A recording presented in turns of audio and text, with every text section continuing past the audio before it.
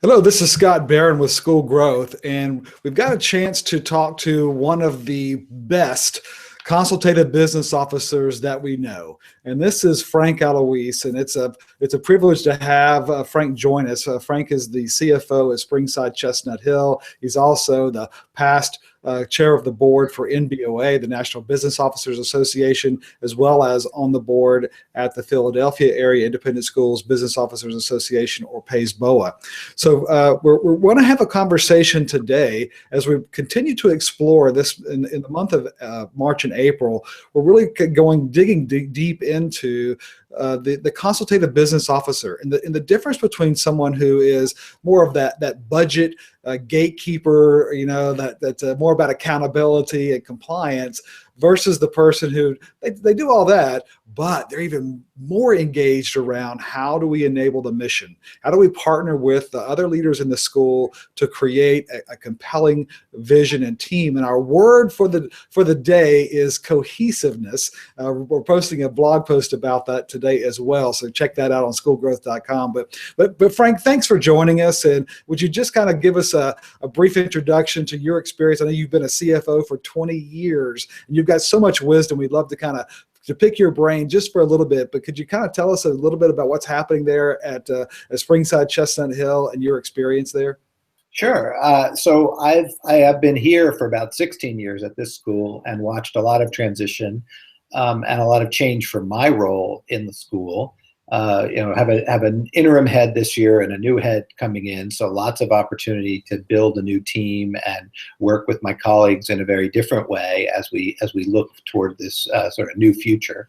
But I think the most interesting thing for me in connection with this idea is that I have seen such a transformation of the role of the business officer over 20 years. And particularly even as I came into it, I came in at a time when there were lots of sort of old-fashioned business officer folks in the role. Really, the accountants and the controllers were playing. Oh, that's fascinating. And what's happened, I think, as I and others came into this from a sort of a different background, we were seeing the role change, seeing the role become one of a strategic partner to the head, a partner in a team of people who were helping to run the school and look much more strategically at the big picture than just at the finances and the numbers. Well, that's important. I know you've been going through a leadership transition over the last several months, I guess, and you're in the middle of that now. A search has been conducted, and so there's a lot of stress and tension that can happen through that process.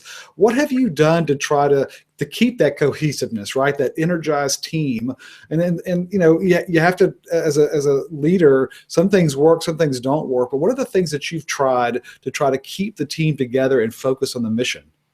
So we've actually done a couple of things, and interestingly, I've partnered with my HR director, who works with me, who's just been a really strong strategic partner. And of course, lots of hiring going on because there has been some transition in leadership in a couple different roles. So she's been really important as a director of HR. And then the other person, which is odd, but has been a colleague of mine as long as I've been here, is my CIO. We call him Chief Innovation Officer, but he's really the head of technology.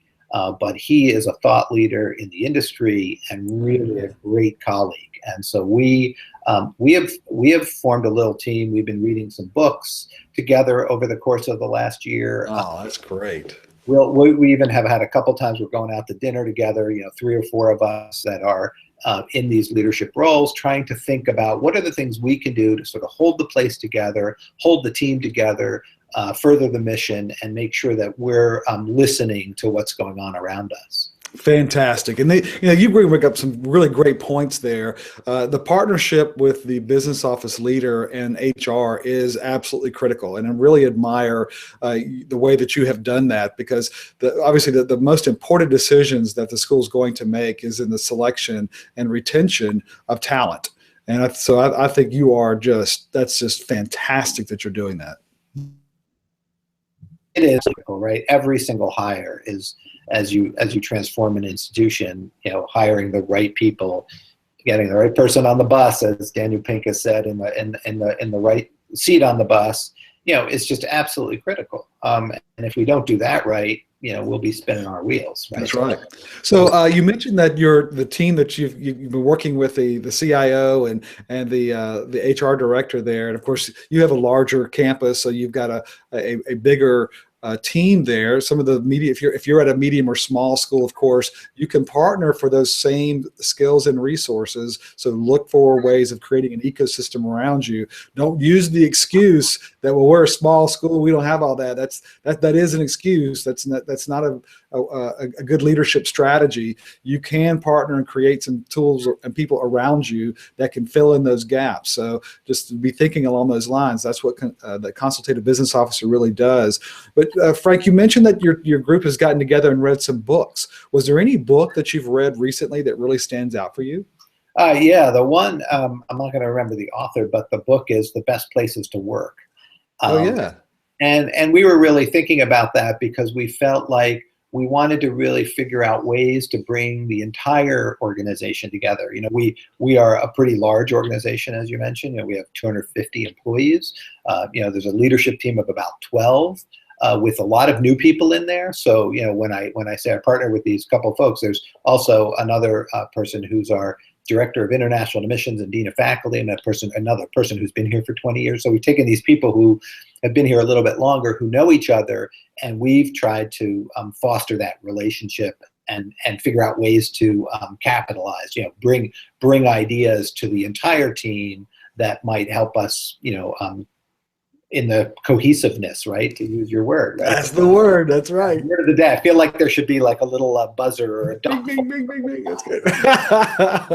Yeah, good point. You're right, and that's a key thing that the CBO can do is you have a chance. You get to see all the dots, and that's what we talk about. How the consultative business officer is very important to be that dot connector, and that you're able to see where those people can come together, and who knows what you can come up with in terms of new ways of serving your target market and also guiding the school through these transition processes. Faculty get a little uncomfortable, and the culture can really be contaminated through some gossip and dissension and other things that happen there. But it sounds like your leadership team has really tried to keep that hedge of protection and leadership in place so that the faculty do have that sense of confidence in where the school is going. Yeah, that's what we're trying to do. I mean, I think it's really important. And as you see, we have an interim head with a new head that starts in July. Figuring out how to see that be a smooth transition for this year and a smooth transition into the new year is really critical. And we're the people who are still here, so we figure we've got to play a role in that and help. Absolutely. Guide the school through that time. So that's we've seen that as part of our role. And I see that, when I look back at the last 20 years, the transition from being sort of the bean counter to the guy who watched the budget and built a bunch of spreadsheets to someone who's sitting at the table with these folks thinking about this real big picture strategic relationships. One of the things that was really interesting in that book we read was that they found in research that the places where people were happiest were where they had a best friend at work. And if you think about that, we spend most of our life at work, right? Absolutely. Waking hours. So it is really important to have a friend, a colleague, someone that you really turn to, and you talk about things other than work with these folks. And so that has been really valuable. That's brilliant, and that's what Gallup talked about when they their book Building Engaged Schools, and they found that faculty engagement was the leading predictor of student growth. And so you're right, you have to have faculty who they believe that someone's looking out for them, that they have a best friend, and if you want to hire great teachers, you can't create a culture around them that treats them like they're not. Right. And so it sounds like you guys have taken some really important steps to create that faculty culture that builds engagement, which is so important for everyone. Performance, measuring and managing performance obviously is a key contribution that you make, especially in working with the head as well as the board. Tell us a little bit about, I know you guys went through our innovation lab, and so you developed some strategies for some, your 90-day plan and some growth strategies there. But as you're working with the head and with the board, What are the things how do you interact with them to provide the data they need to make better decisions and the other resources to help that be a high functioning relationship?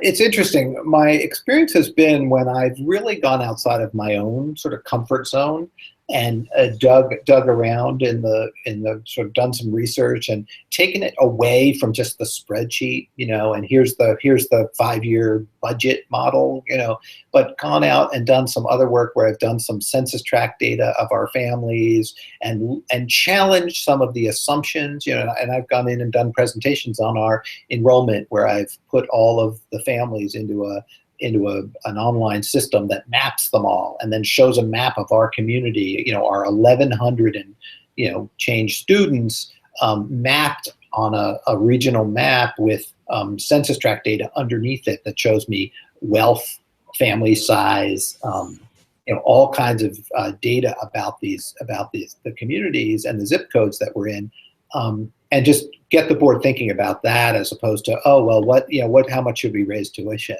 Right, or what's going to be the impact of this new hire on whatever, but getting them thinking a little bit higher level about, okay, so we don't have that many families in the zip code and there's a lot of wealth there. Why not? What are we going to do about it? And then engage the admissions team in that conversation and the enrollment management group and the enrollment team, committee of the board.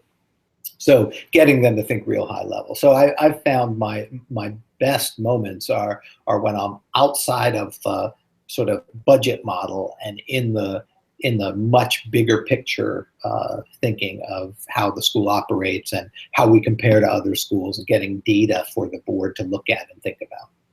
And ladies and gentlemen, that's what a consultative business officer does. Fantastic, Frank. Really admire that. All right, so you've worked with different organizations. You've been a part of NBOA and PAISBOA as well.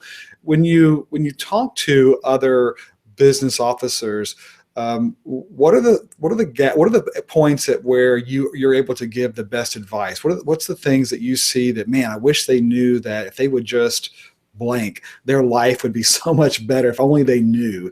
Is there anything that really kind of stands out from you if you've had these different conversations with business officers across the country?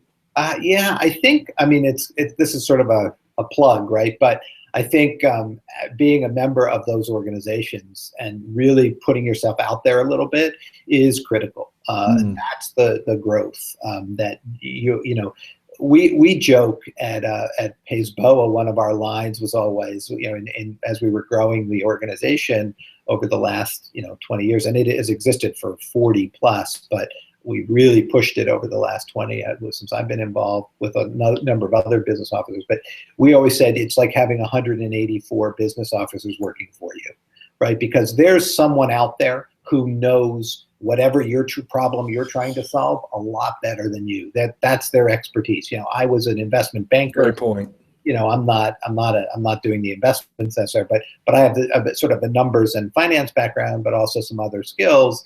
But I can turn to a colleague who just sort of knows some other aspect of my job and say, hey, how would you deal with this? I have this really strange problem. And they go, oh, that's not strange. I've seen that 100 times since I've been doing it. There's a lot of comfort in that too, yes. Yeah, and there really is. So being a member of these organizations regionally, nationally, absolutely critical to my success, because these are my colleagues, these are my friends who I can turn to in a time of, oh my gosh, I can't believe this is happening to me. And somebody has always said, oh yeah, I've had that happen to me. Here's how we resolved it. Yeah, great point. Okay, last question for you. As you kind of think back on the 16 years there at Springside and the experiences you've had as a CFO, if you could go back in time and talk to the Frank, that would be 2000. What would you tell him to help him make these next 16 years even more successful? I would say get out of the office. Interesting. Or, have lunch in the dining hall or in the faculty lounge. Make those relationships, because everything about my job and my experience and the trust that I've built up with colleagues and with the faculty it only exists when I have a relationship with those people, that they know me as a person and as someone other than the guy who says, "Oh no, we don't have the money to do that," or Oh, wow. "We can do that." So very, very interesting. yeah. Yeah, thank you for that, Frank. That's just such great wisdom. Well, so this is Scott Barron with School Growth. We've been visiting with Frank Aloise there at Springside, Chestnut Hill. Really admire what you have done to help this school become one of the really the best schools, not only in Philadelphia and in Pennsylvania, but in the country. Really admire that. If you have a chance to go by and see this school, if you're ever in Philadelphia, go see what they're doing. Their entrepreneurship program they've got there is fantastic. A lot of other innovative things they're doing there at SCH. So highly recommend looking at what they're doing and learning from their program. Frank, thanks for joining us. Really appreciate you sparing a little time for us and providing some more insight into the Consultative Business Officer. Thank you very much, Scott. Enjoy it. All right, we'll talk to you soon. Bye-bye.